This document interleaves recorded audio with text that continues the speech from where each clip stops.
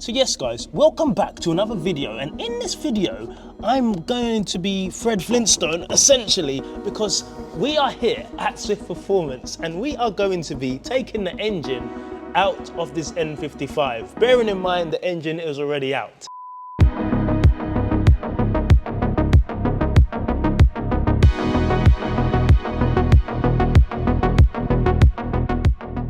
So I know you guys are probably sitting there enjoying the B-roll, but Fabian has just removed the oil filter from the engine and we're gonna see how bad it is. And I don't know how well the camera is. Can we bang a light on there? I don't even think we need to be fair, but guys, have a look at that. There is tons in there. That stuff in there, trust me, isn't, I don't know, what's that Turkish thing that everyone eats that's green and baklava? It's definitely not baklava, guys. That is metal. Lovely nail polish. Yeah. Long weekends away, Yeah, mate. Gold for the win. Jesus. So it's definitely done some damage then. Yeah, it's definitely done it. So Fabian's stirring up a madness right now. And we can see much better now that we just punch in there. You can see now there is a lot of schwolf in there. Is that the word? In the industry, we would call that brown bread.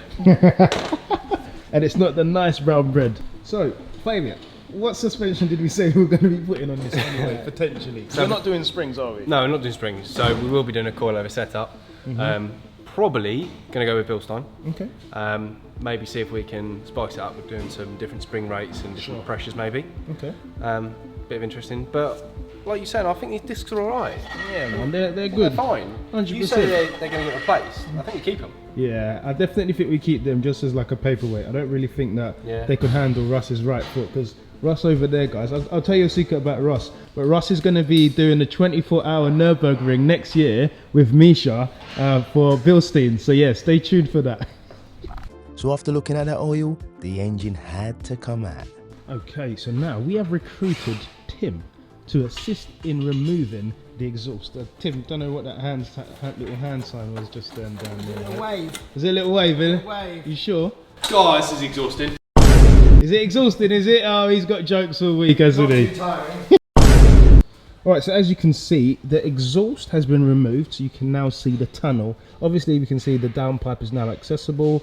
Obviously, the gearbox, in case it was getting a service, which I think we'll probably do later on. It's actually, we've only just done it. Oh, right, so... As weird as it is, we did it just before his track day. But no, we're going to be taking the engine out with the gearbox connected. Oh, nice. And then I can just disconnect them on the floor. Oh, okay. So it's easier. Sweet. But also, the engine's going to come down on the subframe.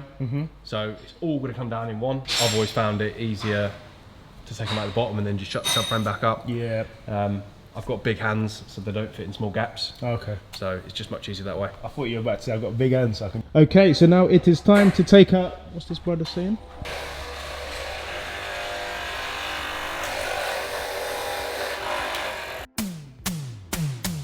Sorry, before we were rudely interrupted. He knows what he's doing. He knows what he's doing. Go on, mate. So we're dropping the oil now, are we? Yeah. I've got a little clear lid. Okay. I'm going to save a bit in and have a look at. Yep. But what I've just realised, it's got a hole in it. So, because we're so prepared, I'm just going to put my finger over that. Nice. Plug the hole. Let's go. Of course. Someone's phone. Of course. I bet it's Russ. Russ, are you calling Fabian's phone? I bet it's him. To be fair, I think it's the work phone. Oh, fair enough. Don't worry. Josh will get it. Josh, book him in. So off camera, Fabian was just saying he expected to see some chunky chunks. Yeah, I kind of... It's always nice to see something chunky in it. It's always nice to see something like, oh damn, that's dead. And to be fair, it doesn't look that bad. Yeah. I think the oil filter's done its job and collected all the chunky bits. So when you see that, is that you saying that it probably isn't as bad as you're going to Probably assume? not as bad as we think. Okay. So maybe it's seized on track. So just a few spark plugs and we're good to go? Maybe, yeah. Maybe just change the oil. Yeah. Just put some thinner stuff in. I might, instead of putting, because we always put 540 in any kind of track car. Here we go. Unless it's built. 300V. So I might, Nice. just like some BMW grade, you know, 030. That's intelligent. Yep.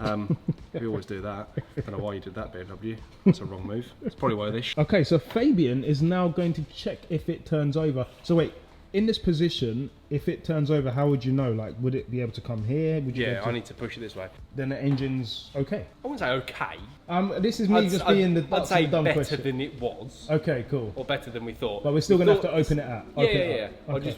Before, it just didn't start. It didn't turn over. It just clicked on the button. Okay. It might have been because it was so hot and it was seized. Yeah. But hopefully I can turn this enough to get the bolts out. Okay. If not, we're making a mess.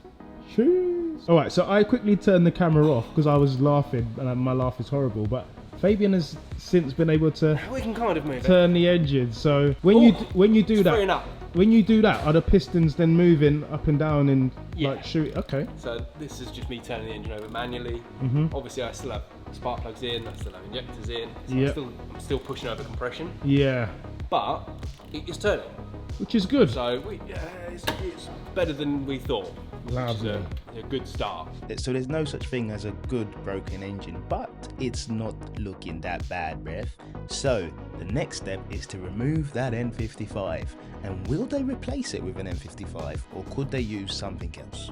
Okay, we are back in the bay and all of the ancillaries have been disconnected. And a question I was having for Fabian, because again, we are going to be removing this from the bottom, not from the top.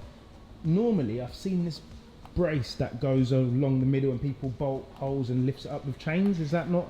So yeah, what you're talking about is a brace to hold the engine up while you do the crank hub. But yeah, that would brace across and hold it from here.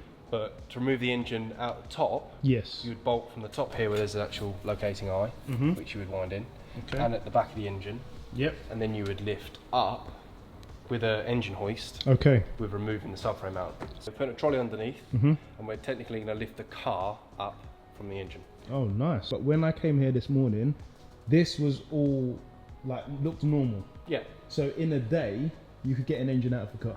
Oh, easily. Yeah.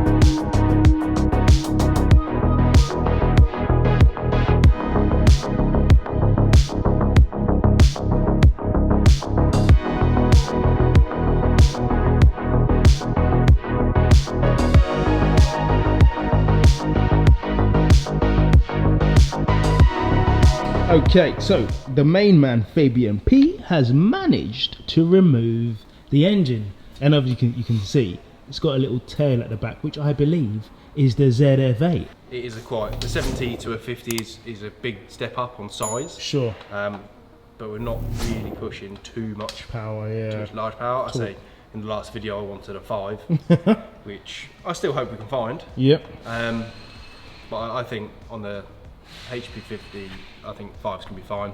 100%. The first thing I want to do, we know that the oil pump's scrap. We know that a rod bearing has failed at some point, so we know that conrods are scrap. Yep. But I want to see how badly damaged the crank is. Of course. I want to see if it's safe, salvageable. Okay. I want to see if we can either send it off and get it ground, if it's okay for that, or is it gone, Yep.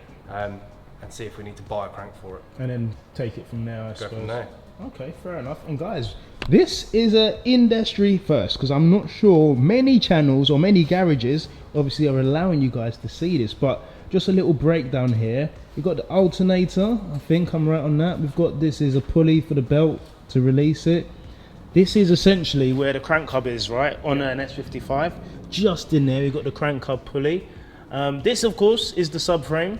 And of course, we have the anti-roll bar, which would now be a good time to change the anti-roll bar if we're going to do it. It would definitely be a good time to change it. But yeah, we'll probably change it as it is here. Sure. We'll probably end up putting, because we're doing something with the rear subframe, Okay. we'll probably put H&R anti-roll bars in it. Okay, and in regards to, I don't know if people have watched the previous video, that bottom end, are we going S55 or are we just doing MMR baffled sump? I would like to put an S55 twin pump setup in, an S55 sump, Yep. if the budget allows it. Sure. And if that's cost effective and friendly for the customer. So yeah, hopefully, oh here we go, speaking up again. What's he saying? Yeah, never mind. All right, yeah, go on.